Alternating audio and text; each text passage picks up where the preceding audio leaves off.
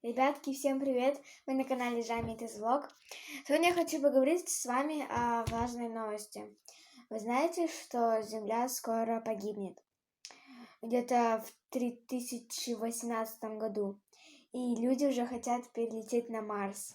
Марс готовится к жизни. Там уже есть несколько людей. Там посадили растения, и они растут. Вот. Почему гибнет Земля? Первая причина – это люди.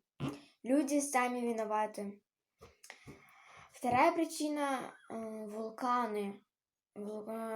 Лава течет и разрушает Землю. Несколько тысяч лет назад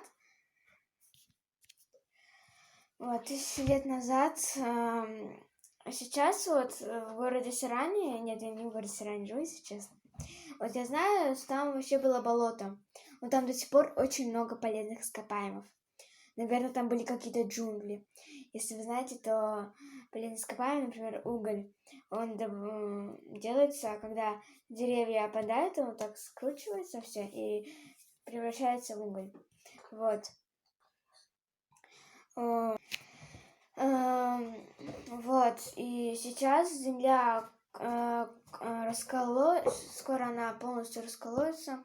Земля, если честно, живет уже миллионы лет, но она очень молодая, если честно.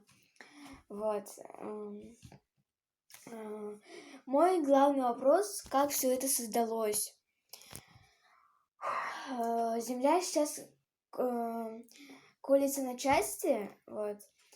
То есть сейчас вода в нескольких странах уже затопила водой, земля раскололась, вода раскрылась.